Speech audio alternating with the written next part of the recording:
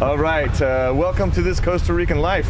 I am Justin McCarter. We are here to talk about life in Costa Rica, the ups, the downs, the rights, the lefts, and I've got an expert here with me today, Kevin Falkenberg. Thanks for showing up. Thanks so much for bringing me on the show. Salud. Cheers. Happy St. Patrick's Day. Happy St. Patrick's Day.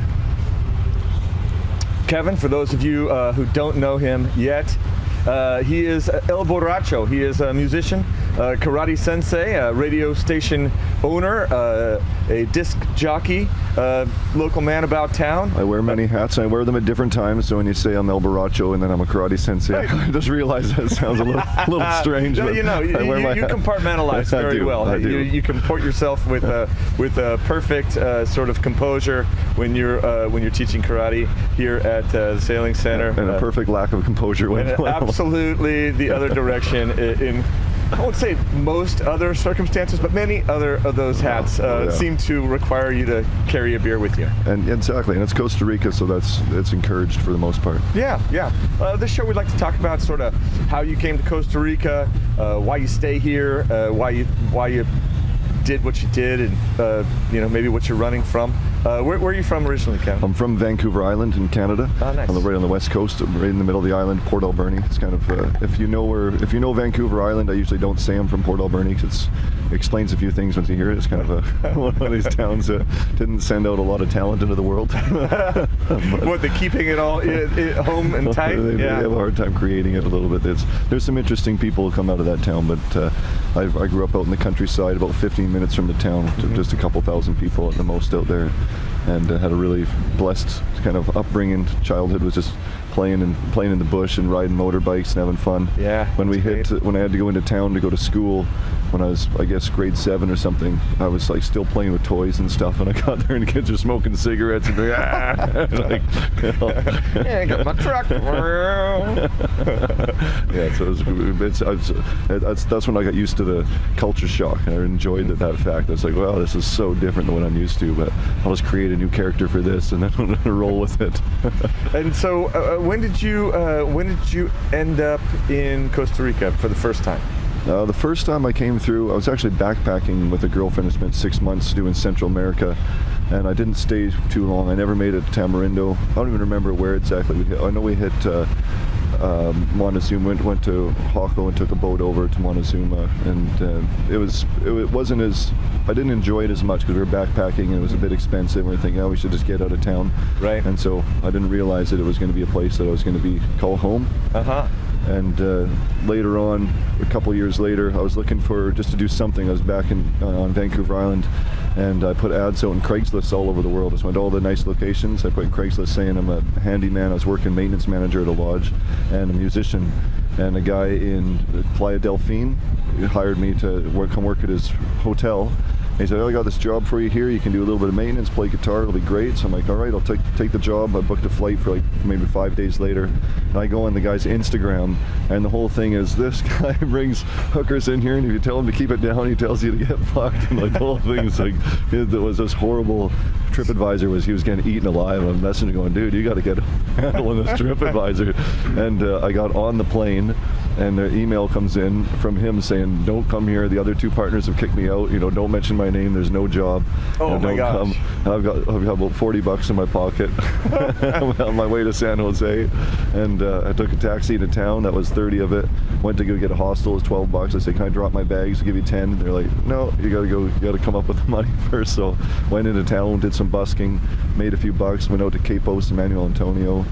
We started playing some music out there. Just playing on the street, playing for your bread. Yeah, mostly going to hotels and restaurants and looking for work. I had a nice Thai restaurant in Manuel Antonio hired me on pretty much first day, and I was like, okay, I'm going to be fine. And the first guy that comes in is a driller, another Canadian guy, and he comes in and gets on the tequila and he's cheersing me along, and next thing we're having this really rowdy show, just him and I and one other local bum that's coming in. And the owner comes in, what the hell are you doing? You're ruining my restaurant. Kicks me out on the street, doesn't pay me anything, and I was pretty bummed out. And that driller says, you know what, that's fine, I'm going to hire you as my musician. We stay five-star hotels, we do everything we want to do, but the deal is, when I say play, you have to play no matter what. You have to carry your guitar at all hours. So we'd be going down the street, and we went straight to Hawko. We're going down the street and see a couple girls come up the road. He says, play right now. So I start playing, and the girls are looking, what the heck's going on here? He says, hey ladies, we're having a party over at our place. And of course it's a 5-star resort. Like, yeah, we'll come. So we'd have these crazy parties with 50 women and like the him Pied and I. Piper, man. Well, pretty much was. A trail of Hawko tatoots following us down the road. Wow. So you've been Rolling Stone though, I mean, before you landed here, and then and just playing your guitar and going down the street, getting kicked out of one Thai restaurant, moving on to the next one. That's it. I went out started pretty much doing the Rambling Roadshow in Europe. Went there without, just had my guitar, and had a girl I'd met, was from Sweden. I met her in Canada, and she said, if you're ever in Sweden, holy crap, you're actually here. I actually have a boyfriend and you can't be here. And then I just figured it out from there. I ended up playing on a cruise ship between Stockholm and Helsinki, and I had an Elvis costume, and I had these two guys who would dress up in togas. We were Elvis in the togas. We would go and play on this boat. On the cruise ship?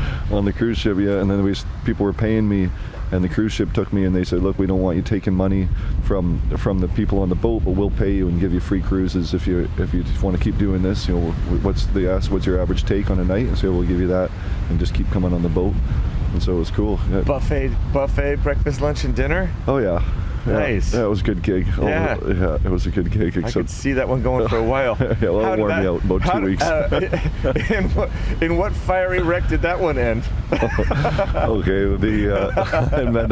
I met this Russian girl. Everyone was chasing her on the boat, and I'm dancing with her, and a Finnish guy grabbed my guitar, was leaning on a table, and smashed it on the table in jealous rage. And we ended up getting in a little tussle on the boat, and the security came, brought us in the office. My guitar was worth maybe $100. It was a piece of crap. It was just a garbage guitar. And the security takes the guy's wallet. He's got like 600 euros in there, and they pull it out. They say, is this enough for the guitar? I'm like, oh yeah, that's You're like, barely. That'll do.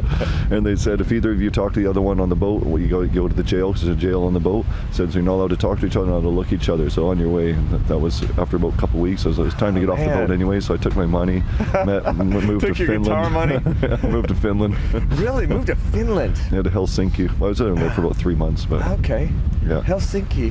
When I think of Finland, I think of like strange fish products, like fish in a tube. Yeah, that's my first impression. Yeah, it is. It's actually really interesting. It was my first real taste of like living the European life, where like you don't really have a refrigerator. You've got a little ice box. You can fit a few beer and maybe your piece of meat you're going to cook that night. But it's like you go out to the market every morning and you buy, get your whatever sort of stuff, the fish in the tube, real salty fish and things that you get out there. Yeah, I think I would like that. Yeah, oh, that's cool. I loved it. I loved it. I soaked it up.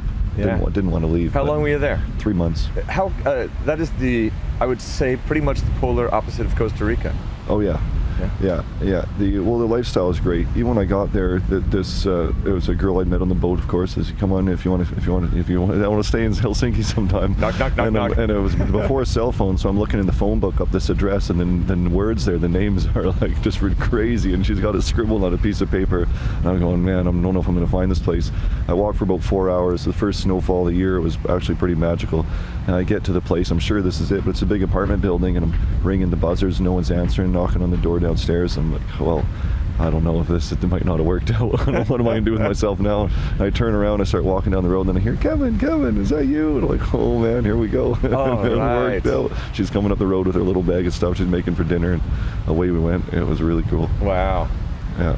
Wow. So, you had your guitar, you're rolling all over the world, and then I have to say I was surprised because I felt like you're this rambling musician troubadour kind of moving around, and then you bought Shark FM, and now you own Shark FM Radio in Tamarindo. Yeah, I sort of stumbled into it because it was a friend of mine built it for the last 8 years, and he just was looking for everybody wanted the location. It's got a real prime spot, and but they want to turn it into a real estate office or securities office.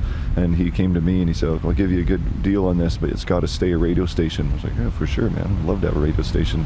Yeah. But also it wears you out, especially during the COVID times. Traveling just gets a little more stressful than, for sure. And for so many years I left my hometown when I was 17, and I'm 40 now, so I've been kind of just traveling steady since then. It was the first time that I'd slept in the same bed for more than 2 weeks in a row was when I came here. Really? So that, in probably about, I don't know, years and years and years. Yeah. So it was kind of cool just to have a home base. That was my first comment, when I saw that you had bought that and you posted something about it. And my comment on there was, look who's putting down roots. That's it. That's cool to see. It's cool to see. So tell me a little bit about your radio station. Tell me about Shark FM. Yeah, we've totally changed the music on it. We've done everything's by request now. So people send in requests, about 20 songs, and we just keep them on the air. So we do a day show for people that send it in, and then we keep it going, and we do kind of podcast style at night. When I meet people at my shows afterwards, we just bring them by the station, put them on the air, and to get people's stories and just see what kind of drunken shenanigans can happen up there in the late night hour. Yeah, well, I salute that, man. Cheers. Salute. The first night when we bought it, it was Randy Freeman is my partner there. He's the one that went in on it with me, and it was Scooter, which is Chelsea Davis's father, came in, and we didn't think anyone was listening, but we had a really nice talk about having kids abroad. We're all fathers, and we're kids are around the world, but it was really poignant stuff. And we play some music, have a chat. We didn't think, we just thought no one's paying attention. We're just doing it. And the next day I had a flood of emails from Australia and some from Portugal, and people were saying, that was so great, when are you going to do that again? It was a great talk. And we thought, so we felt kind of obligated to keep it going. That's nice. So we just started bringing up different characters and letting people have their chat, and it's been going good. We got a lot of listeners around the world. Chelsea Davis is another local musician. She plays here at Hemingway's. In my opinion, she's the best. I think she's fantastic. Yeah. Lovely voice. And I'm a huge fan. Yeah, it was funny when her dad first came in here, because we're hanging out, and she said, "Oh, my dad's in town." I'm expecting, Dad. I'm expecting this kind of guy with, that looks like Dad. Yeah. This guy comes in with the tattoos and the muscles. Like, wait, that's your dad? You gotta introduce me to your dad. Never wanted to hang out with the girl's dad more than the girl. This guy seems cool. We became good buddies. We were hanging out a bunch out here. Oh, that's good. That's good. So you just get, we were talking a little bit before the show, and you just, anytime you start a project, people just come into your circle, and it just happens. When we started the Sailing Center, Craig Ledbetter came with the place. Like, he was already here smoking a cigarette when we got here. So it's like you're moving into an apartment and there's a cat coming by the door every day. You got to feed it. Nice. Yeah, it's funny how it seems like these people are waiting for you to start that project. They're just waiting in the wings, going, someone's got to start a sailing center out here, and someone's got to get this radio station going, and then like you said, like moths to the light, they just all come tapping on the door. Once they heard, people started hearing that we're going up there after the gigs, people started kind of showing up near the end of the gig and just milling about, hoping for their invite up there. Fun. Yeah, it's cool, having fun with it. Well, I also wanted to talk to you a little bit about, I know karate is a big part of your life and has been for a long time. And how did you come to karate? How did you become a teacher, and what was that all about? Yeah, I took a job in a place called Hope in British Columbia, and the guy that I was rooming with, every night he'd grab his gym bag and head out the door, and I was just finally said, "Where are you going every night? Like, where are you just going to the gym, or what are you doing?" He's like, "No, I'm teaching karate to some kids for this rec center. I train in this dojo these nights, and I teach these kids at the rec center these nights." I was like, "Oh, karate sounds fun. I'd like to get out there and try it, do something." I'm sitting on the sofa every day while he goes out the door, and started training. It was kind of like got a bit of a natural to it. I really enjoyed it, and my sensei there had said, there's this guy in Iowa who's like more of a mystic than a martial artist. He's got the real deal. He said, you got to go meet this guy. And it was 60 hours on a bus. I got on a bus and I cruised out there with my yellow belt, and this guy picked me up at the bus station, took me in, let me crash on the dojo floor, and I did about 10 days of training with him, and then a 3-day seminar. And when I came out of that, I was pretty much instructing black belts from then on. So I had a yellow belt, and some senseis would get a little bit upset. They're like, hey, you're not allowed to listen to this guy. He's only a yellow belt and you're a black belt. But then most people were just like, you know what, if he's got something to offer, he's been hanging out with Sensei Harold all week. Yeah. And no one else had the time to go out there and do that. So, and then I was just hooked from then on. So that was when I was about maybe 19 years old, 20 years old. And then I kept it up, and now I'm a 4th degree black belt, and I love it. It's my absolute passion. It's like, it keeps me, like, I love the Barrios show. I love doing the music, but probably my first passion is being on the floor and training, good training, especially when the kids get into it. Yeah. I'm not used to teaching kids. Usually I teach adults, usually private classes. So I've been doing, every country I go to, I seem to run into somebody who wants to train, and we start training. But here, these kids classes, some of them when they're actually really rocking, and I'm showing these kids some stuff that if someone messes with these kids, like, oh jeez. It's up to their parents to teach them self-control. And right. Well, and I think a lot of parents put kids into karate because they have too much energy, right? Yeah. And they're just bombing around and getting into trouble and stuff. I don't know what you mean. Yeah, I don't know what you're talking about. Yeah, we burn them out in there. They come in and they're bouncing off the walls, and by the end they're just like barely holding on. Right. I don't know what you're talking about, Tommy. You're calm, quiet children. I only have 2 of them in karate. Are those the ones that take out after you or after Naphtali? No, they take after me. Yeah, that's what I thought. Nice.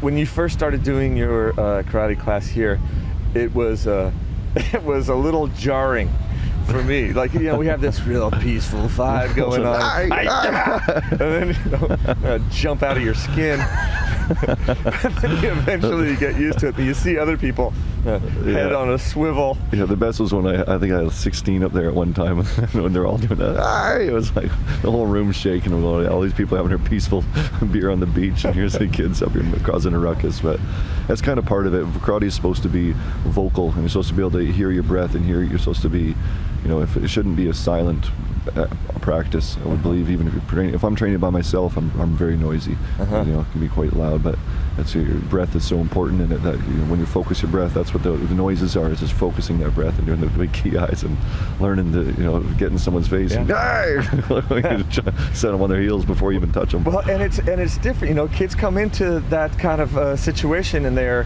they might be that hyper kid or whatever, and they think, all right, now's my chance to punch something, and you're like, okay, punch me in the stomach, and some kids will just let loose on you, and then comes your turn. That's right. And you get what you give. So that's what they got to understand. You can go ahead and hit me, but then that means that's what you want in return. You can give you back. I'm not going to give you my 100 to your 100, but I'll give you what your 100 back to you again whenever you dish out. And so the eyes open real big. Sometimes the first time you give them a bother. First time for some of those kids. Yeah. They didn't realize that was a possibility. They didn't realize that was in the cards. My favorite moment up there was little Ellie. Yeah. Yeah. And I said, you got to shout, get a key eye. I said, well, I don't really like shouting. It was so sweet. Like, okay, fair enough. I don't really like shouting. That's so sweet. I love it. So, that's. I also wanted to say that I wanted to go back to your travels a little bit, and I know that with Los Barrios you play regularly still in Tamarindo.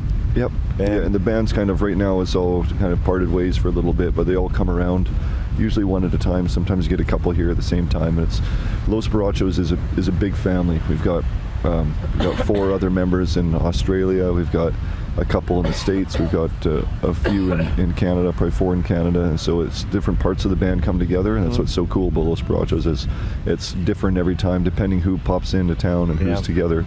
And sometimes it'll be guys that I've put in 5 years with and other guys I put in 5 years with, and then they come together, but they've never played together.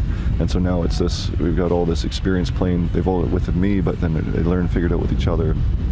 Well, I'm a big fan of Los Barrios. I think that you played 4th of July here. Actually, that was just by yourself. Yeah. But totally crushed it. It was really, really great show. But I know that you don't play here at Hemingway's a lot. No, I used to play here every week. Yeah, and then I have to admit that I think you probably know that I was responsible for you not playing here anymore. You got me fired. And I truly apologize for that. Let me get you another beer. It was pretty funny, but yeah, you did get me fired. So let me just make peace. All right. I didn't know this story. Well, Oh yeah. Well, okay. To be fair, before you tell the story, I take a look around. I see who's listening, what's going on. I pushed my luck a little bit. I was playing a song that was a little bit edgy. Right. So they were. I'll just tell it like I saw it. You know, they were playing. They weren't making a bunch of money. It was still sort of the shoulder of COVID, I would call it. It wasn't a super packed house, and they had some drinks coming, and they were having a good rowdy time, and I was like, oh man, this is a train wreck. And so I took off and I went home, and I called Flacco, my maintenance everything guy's best guy here at the club, and I knew he was still here and he was having a beer, and Flacco doesn't like to text, so he always leaves me voice messages. So I texted him, and I was like, hey man, how's the music over there? Because I knew it was already like getting messy, and he leaves this voice message, and he says, yeah, en realidad no me gusta mucho. and then in the background you hear Kevin say, and if you don't like it, you can suck my dick. And that was the end of the voice message. And so I may have shared that with Joe, the owner, the next day. And then I saw him bringing his phone over to you and playing the message for you. And I was like, oh, sorry, bro. That was the end of the Hemingway's no gigs. hard feelings. No, it's all right. Also, that I was playing with Chris from England, another Barracho, that sometimes the Barrachos give me a run for my money, and we weren't really that good for each other. We actually got a bunch of gigs, just didn't want to work with us as long as he was in town. And once he left town, then I got back a bunch of gigs, but we weren't good for each other. Well, maybe we just got to approach Joe with the kinder, gentler Kevin now, you know. Yeah. You know, he's playing more Chelsea Davis type tunes. Well, to be fair, I'm doing the burger joint is in with Iguana Surf, and the owner of the hotel Iguana Surf had said anyone can play there, but not Kevin Falkenberg. And I was this guy 5 days a week for his other place. He's bringing me over 5 days a week, and so he had a big battle with her. And she came out and saw with a new show. I said, look, I know it's 5:30 to 8:30. You got a hotel there. You've got kids coming through. And then she saw the show and she sent me an email, really nice email saying, you know, I really enjoyed the new show, and okay, I understand that it is good fit. And she's let me know I'm doing a couple days a week. She wouldn't give me 5. Right. Yeah. You can't do 5, but you can do 2, and it can be on the weekend.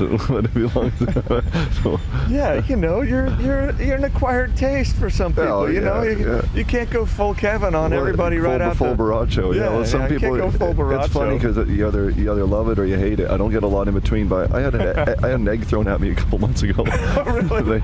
No one knows who threw it. They missed. It just exploded, and I heard this little crack, but I didn't think that. I keep playing. My one buddy goes to jump up to see who threw the egg, hits his knee on the table, falls on the ground. I'm in the middle going, what the heck's going on right now? And he goes, didn't you see that? Someone threw an egg, and you can see the broken egg everywhere. And like, who threw the egg? Like, no one saw, because I'm up on the balcony in the corner, and like from down on the street, you got a free shot at the back of my head. But they missed. But for weeks, I thought, they're going to get me if they want to get me. Oh man! But at the same time, I was a little bit honored by it. Because who gets an egg thrown? If someone took the time to walk out the street, they went to their fridge. They came back to the show.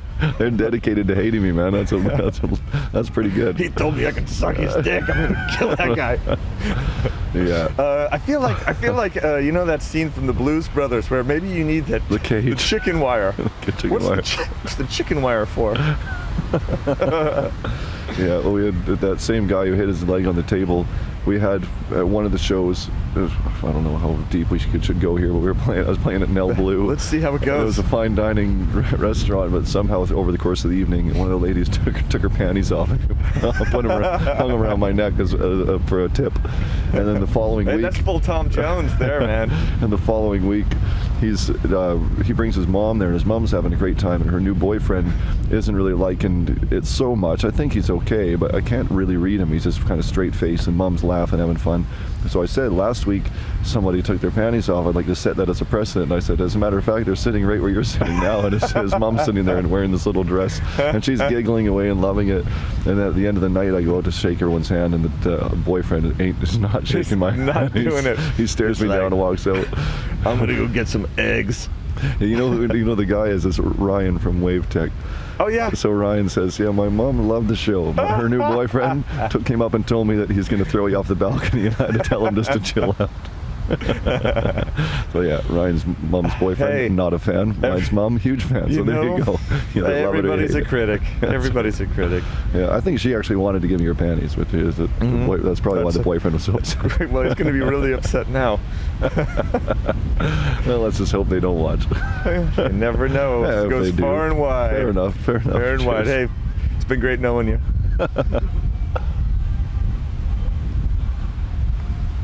Those are going down real good. Oh, they are, because we both started the show, I would say, like, I was operating at about 74%. Yeah, I was mid-70s. I was going to hit the gym first, and I was kind of overslept and came in from Tamarindo this morning. The gym was never on my agenda. Well, I just figured if I did half an hour, and then I'd come in and be like, okay, fired up, but I decided to sleep until 8:30 instead. I was like, I'm getting used. Usually I'm up at like 11, so even that was a stretch. Well, I have to be, my on point time has to be pretty much 6 p.m. until midnight. Right, yeah, you're so I can't get up at 8 a.m. and then be kind of burnt out when I'm going into 6 when I need to be on my A game. Right. So you just got to get used to that. Even this is a little early. Yeah, which kind of bums me out a bit in Costa Rica, because the mornings here are magic. Yeah, and like when I was doing those kids camps here with you, that was perfect, because I set my schedule. I got my earlier mornings. I wasn't playing too many gigs. That's so right. I loved it. I felt bad about getting you canned, so I hired you to do youth camps with us, and it worked out great. We had a blast. Yeah, we had a lot of fun. I really enjoyed it. I hope that you need someone to cover for a couple days here and there in the coming season. You're always on the list, for sure. Yeah, I enjoyed it a lot. That reminds me of that scene. Did you ever see Hedwig and the Angry Inch? One of my all-time favorite movies. It's like a musical. It's like a musical, but it was a film first. Maybe nobody's seen it. That's your homework for tomorrow, Hedwig kids. And Angry Inch. It's Hedwig is a gay kid in East Germany who, in order to escape East Germany, goes through a botched sex change operation. You find this out in the first minute and a half. I'm not ruining anything for you. And then it's his musical saga that follows. Real catchy tunes. I highly recommend. Oh, I'm in. I'm gonna find it. I highly recommend it. It is a great movie in my estimation. I'm throwing it all the way up there. I'm putting it top 10 movies of all time. Sounds right up my alley. Yeah, all right. It's great. So. Music makes the movie. There's one of my favorite movies of all time is the Zatoichi, the Blind Swordsman. It's a Japanese one. Do you remember the MXC, Most Extreme Challenge? No. There's one of the. It was a We're TV of a different show. Generation. But it was a TV show with this Japanese host is actually a Japanese comedian, and he plays the lead character of this movie. But the music in the movie is all what's happening. So these guys are hoeing the field. Oh, you nice. see, you can see when they're building a house, bump, bump, bump, bump, by doing it. When it's all the music in the movie is because he's blind, so it's how he listens to life going through, and just makes it's already a great movie, but that just makes it so cool. Wow, nice. Yeah, of course, everyone loves music. Well, except for that lady's new boyfriend. Not a fan. You want to go see the band tonight? Sure don't. Hey, thanks for coming out. Thanks. I stuck my hand right out there, and he just gave me the stone face. Like, is this guy gonna punch me right now? Luckily, my hands are already in front of me.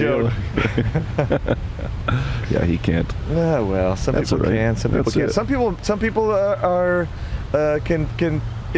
make a life down here in Costa Rica for themselves. Some people can't. What do you think are the requirements to sort of make it happen down here for yourself? You have a different arc than I do here, but you're making a life for yourself here. Yeah, if you can come down and enjoy yourself here for months, a year, even maybe a couple years, and just totally soak up everything that's happening and have a good time. I think kind of no matter who you are, but then to get beyond that and get into where you're actually going to make a life for yourself, you just need to be easy going. You need to be able to kick back, and no matter how high strung you are, you need to be able to step back and say, look how beautiful it is.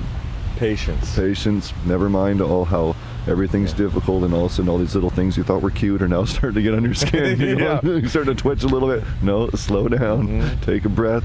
Have a beer. Sit back. Look at how the way they're looking at it. Yeah. Everyone who's relaxing, and just that's the main thing out here. I think is patience, because it's not all.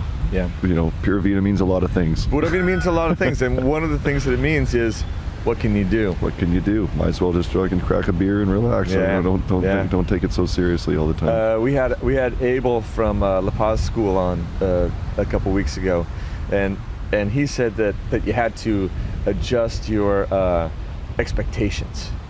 Absolutely. You're going to the bank. Hey, the bank's open today. There's not some weird holiday that you didn't know about, and you're getting into the bank. Fantastic. It only took you half an hour to get into the bank, and now you're waiting in line. It's air conditioned in here. Man, that's great. You get to the front, and you can't do the transfer that you really needed to do, but you got those other things. You attained some things, and you've accomplished nothing, but you know what the process is now. You just got to adjust. Yeah, that's it. Pivot and move. Pivot and move. That's it. Yeah, it's a win as long as you get in the door. If they didn't go for lunch an extra hour, that's a win. I love the bank. I mean, it's a love-hate thing, but I love to read. I love to read, and I don't get a lot of time just by myself to sit and read. Man, that bank is grab your book and hold the door with a smile on your face. I read on my phone. Nice. So I got it with me wherever I go. Right. Oh, and once now because of COVID, you've got to wait outside. So you got to wait in the heat, and then when you make it to the front, then you go inside and wait. Yep. And but then you move into the air conditioning, and hey, that's a step up. Yep, absolutely. Especially once you've been sitting outside sweating for a while, you walk in and you go, wow, how nice is this? Yeah. What a treat. I know they may not have any colones, so I can pay my people, and they're not going to have any change today, because that's just how it goes. But you just sit back on it and relax. Take it as a win, because you got that extra 20 minutes or hour of reading in. So yeah, it's all good. Yeah, that's the main thing out here. Is just you gotta adjust to the pace. Adjust to the pace, because it's not the pace you're used to.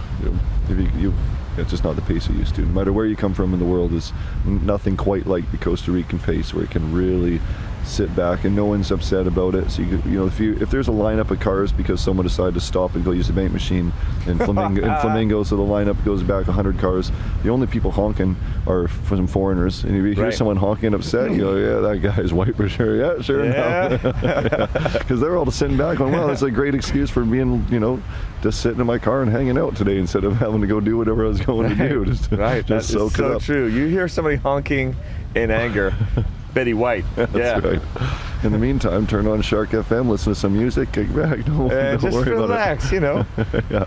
So you live here in Surfside, but the station's over there in Tama. Yeah. How does that work out? You're running over. You got your motorcycle. Yeah, going back and forth. I'm actually looking at a little car today for the rainy season. I think I might have to get something, because I'm back and forth a lot more now.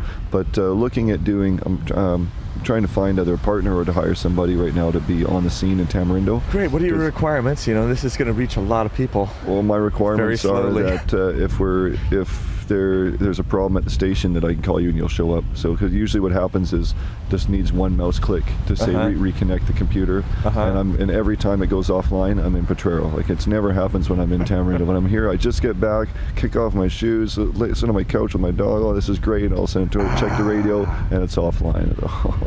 Back on the bike, zip into Tamarindo just to go click. So I just need somebody on the scene. Pura vida. But that's exactly it. You got to adjust to the pace. And sometimes, if it's already the evening, I'll be like, you know what? We're offline this evening.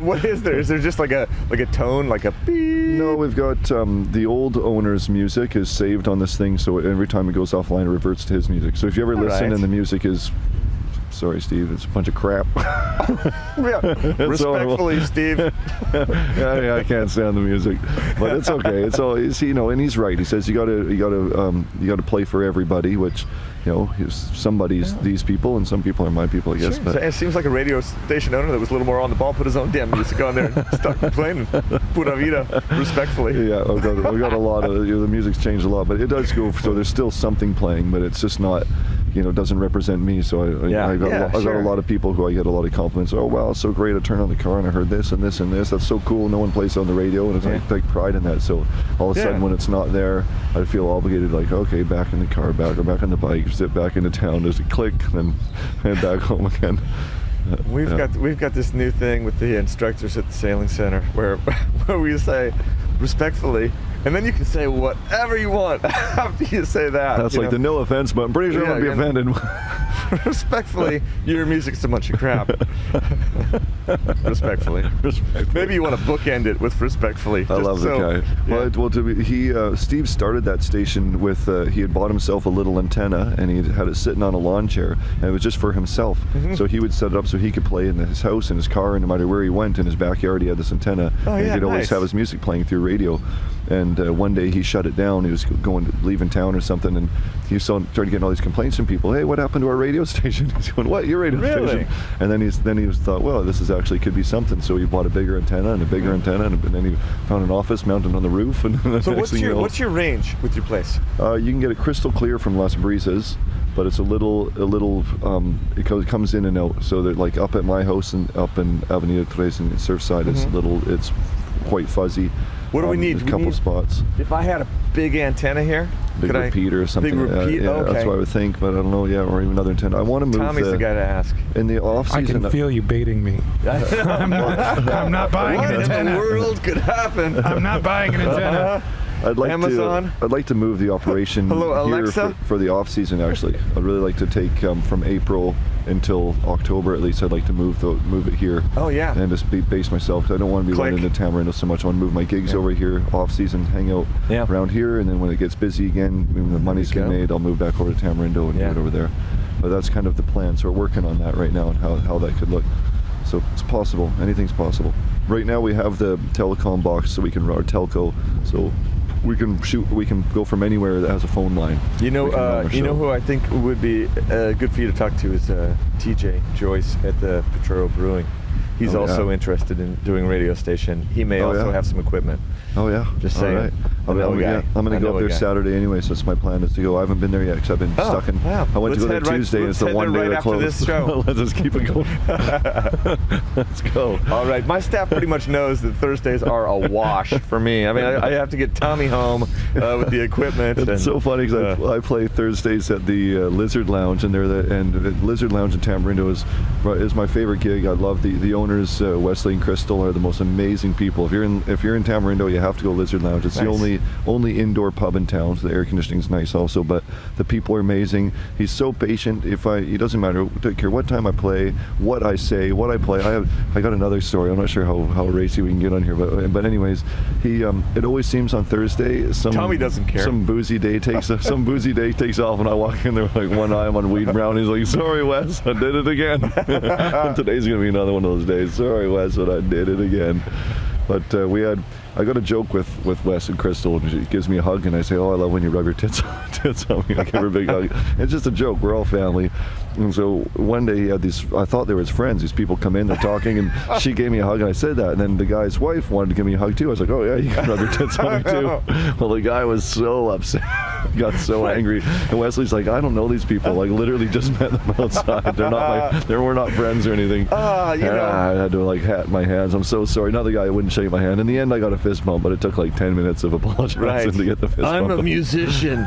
Do you understand what that means? Means even if I do fuck your wife, you're not going to know. Just kidding. I'm kidding. Hey, I kid. I'm a kidder. Jeez, with that one, I mean. No. I had one more question I was going to ask. I don't know. It's not much of a segue. I don't really know how I can segue off of that one. You got to be pretty relaxed and enjoy the Barrios show. If you're really going to come out and you want to have the Barrios, that's why I get everybody having a couple of tequilas. Well, that's what I say about this show too. But there you go. I guess there you go. If you're going to be super uptight, then just don't watch the show. There's plenty of other things to occupy your time. Just usurped the show. Like, he's telling me I got to relax. I'm like, okay. Glug, glug, glug. I think I can do that. Man, cloudy day in March. Yeah, we've had a few of those. It's been beautiful though. Man, it's loving the breeze. Everywhere. And the weather. I hate to say it because I feel like I'm gonna, curse us later on. But everywhere else in the world, more hurricanes, more rains, more fires, more everything. Here, God, the weather's just gotten a little bit better, right? Yeah, a little bit nicer. I know. I think it's actually La Nina, which is the kind of the airflow across the oceans, and we're just getting a nice little. We had a light rainy season last year. It wasn't so much, and then and you know what? We're appreciating it. We're enjoying it for sure. Take it as it couldn't comes. happen to better people. Well, Santa Cruz got a dump. I'm gonna steal that one. Yeah. Santa Cruz got a big dump the other day. I was amazed. My friend sent me a video. I was like, "Holy smokes!" And that happens. Big torrential. Yeah, it's still Costa Rica. Right? It's still on the coast, and we're the driest part of Costa Rica, and I honestly think that we're in an especially dry part of the dry part. Like we don't get a lot here. Yeah. Unless we do. We have had. We get a lot. Yeah. We had. I'm good with meters and stuff, but I still, with rainfall, for some reason I have to go back to the old stupid U.S. inches. I can't. Well, even in Canada, where I come from, Vancouver, I can't speak for all of Canada, but we mostly only knew inches and feet when it came to what you're talking about rainfall. We always spoke in inches and feet, but then in school they're like, well, here's meters and centimeters. And I was like, what is these things? And they're like, what about feet? And I go, no, we're not allowed to teach that in here. And they wouldn't even teach it. They wouldn't even let us know what it was. You feel so stupid living in a place like Costa Rica and still talking in feet and inches and Fahrenheit and stuff. Like Fahrenheit I don't get, but the rest of it I do. Oh man, I can't convert. I don't know what the temperature is today in Celsius. I could not tell you. But I do remember when we had the big rains. We had. It wasn't even the year that we flooded. It was 2 years before that. We had 65 inches of rain in 6 days here in Potrero. What is it in Fahrenheit? I'd say it's about 30, maybe about 30 degrees Celsius. I'd say it's about 85. Looking good. 32 degrees Celsius right now. Okay, what is that? About 85. I don't know. What do you think? It feels like 85. I don't know. I'm not an expert. So I'd say 85 is 32. That's your new conversion. It's kind of perfect. It says it's 90 degrees in Santa Cruz. See, it's too far away. Santa Cruz today. Like we're sitting on the beach. There's a nice little ocean breeze. Yeah, Santa Cruz gets hot. I like Santa Cruz. And rainy. Yeah, I bought a cowboy hat last time I was there. They got a great little tack shop. Yeah, I like Santa Cruz. Oh, there's a great horsey culture in all Guanacaste, right? Oh, did you catch Austin's? Do you know Austin Kemper does the pickleball? He's one of the top ranked guys in the world, and he just does coaching all through. All over the place. So, famous Austin, pickleballer. Yeah, he decided to go out and have a little run with the bulls. Oh no! Yeah, he got. It's in the video. I saw the video from people that didn't even know him from about 50 angles. They got him behind the legs, flipped him through the air, a couple cartwheels landed on his head, messed him up. Yeah, his legs were real bashed. He got the bruise. Tell me he's okay before we make fun. Okay, fine. He limped off. Continue. He's laughing about it, but he's limping and laughing about it. But the bruise went from his hip all the way up his ribs. You see where the horn raked up as it swooped him through the air. I'm just gonna take a guess here. You've seen the video. I have not. I want to go out on a limb here and say that he made the classic. First of all, we've talked about the rodeos in other shows, but anybody can get into the ring with the bulls, no matter how drunk or stupid. He was drunk. And the classic. The Ticos know. The Ticos, they mostly know that you've got to run in a curve. If the bull starts after you, you have to run in a curved line. The gringos run straight every time, and they're usually wearing flip-flops. Tell me if that was the barefoot. Case. Okay, cool. And what happened, he turned, the bull looked at him, and he kind of went to make a turn, and his feet slipped out. So then it was too late. The bull was already full run at him. He didn't even get a chance he barely got one step, and then it got him. But the best is, I saw footage. I saw about maybe 10 angles of it at this point. This was Santa Rosa. Yeah, and I saw about 10 angles of it, and I'm going, that looks a lot like Austin. Then I see Austin's friends. Yeah, that was Austin. Then the next day, I see Austin's got the cell phone out. When you see the bull look at him, you can tell he slips, and then he does a quick panic, and the phone goes whoop, whoop, whoop, whoop. And he's got the full footage of his view, and the bull looks straight at him and look right in the eyes, like, I'm coming for you. That is really great. The footage is amazing. Like, he's got to send it in someplace, because they've got, like I said, all the views from around the place. I got him to send me the videos. I'm going to send it to Aussie Man or something. Someone's got to do something with it. And then his viewer is like, and you can tell he slips a bit, and then his camera starts to shake, and all of a sudden the bull's right there, and he's flipping through the air. That is, it's classic, and it happens all the time, and it's lucky to be alive. It's not only the gringos that get messed up, you know, but I have seen heroics in those rings too. I remember I saw like a 16-year-old kid, you know, huge, you know, 1-ton bull standing there in all of its magnificence, looking around, snorting, looking for any threat, and this 16-year-old kid comes flying from the side and hurdles the bull. Right over the bull. Over the bull. Like, you know, you can't help but cheer. Something like that. Another really good one just a couple weeks ago. It wasn't the biggest bull, but it was still a bull. I mean, this thing wasn't a little pussycat or anything, and there's this big white guy in there, and it gets him pinned up against and the guy grabs his horns and holds its head down, and the bull can't move, and this big guy's got the thing's head pinned down. I've never seen that. And the bull finally sort of gives up and backs away, then the guy climbs the fence. I was like, what just happened? I've never seen a guy pin a bull's head down before. It had him, and he got a hold of it. The amazing thing about those, you know, they're not bull fights, it's bull riding. Yeah. But that it's, you know, in Guanacaste, it's a long tradition here, and it is definitely family entertainment. Yeah. Family fun. Kids of all ages. Oh yeah, the kids all sit right on the rail and try to touch the bull in the back with their feet as they go by. I love sitting on the rail. Yeah, I always do. I sit with the kids down on the rail. But it's funny because I like to have fun. I like to live life on the edge my way.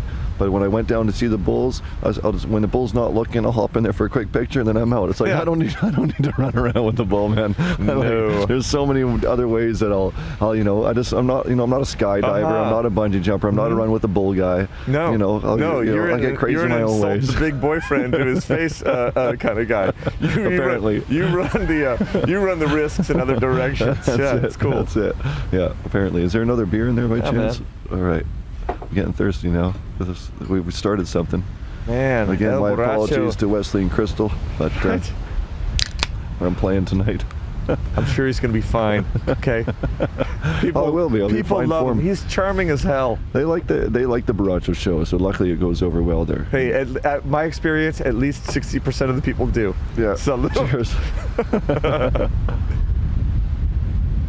Well, the guy that got really offended, after I apologized to him, I go to Wes and I'm like, oh man, I'm so sorry about that. I didn't mean to, you know, make it. He's like, that guy, he can get fucked. that was the end of it. I was like, okay, fair play.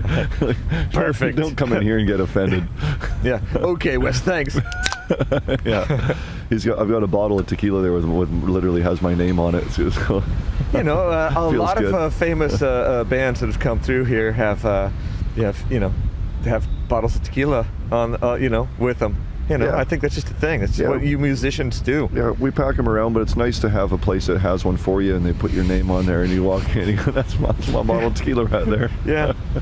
It's weird Joe doesn't do that for you here anymore. Oh yeah, strange. He never liked it. He's cut off. He was never a fan of the drinking here, which is fine. You know, he tries to run a professional ship. You know, he's. I mean, yeah. No, it's good. I could do it, but I'm just, you know. You go your own way, man. Yeah, I'm not worried about it. There's plenty of gigs out there. Yeah. Yeah, and if he asked me to come back, I've done a few since then. When we brought the band in, we did Chili Fest. That was great. I did 4th of July. Chili Fest was good. So now he brings me in more for events, which I'm totally cool with that. Joe and I actually get along really well. We've got an understanding.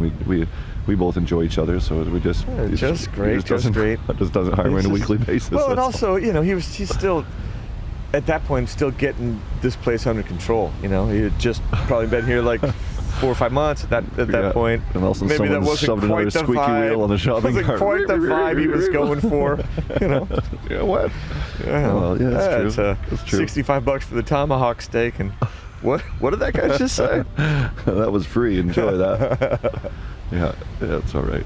All right. Well, hey, Kevin, thanks for coming into the show. Thanks for talking to us about your Costa Rican life. And thank you. Yeah, and check out Shark FM, sharkfmradio.com, and we're going to be airing the podcasts on Shark FM. I appreciate that. We'll find a time slot that will, whatever works. I'm super easy on that. We'll probably do it 3 times a week. We'll air it, so we'll air maybe a couple different ones a week. To 1:45 a.m. It's fine. I don't care. Maybe do like a drive or something, morning drive or something. It'd be nice to do a couple times a week or something. But I know people love podcasts, so it's nice to hear people chatting about the place that you're in. And we are in Costa Rica, and you can come say hello at the Barrios show.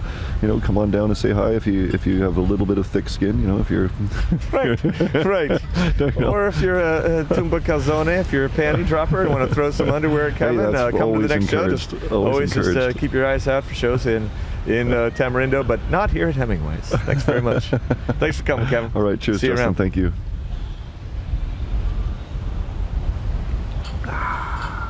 Delicious.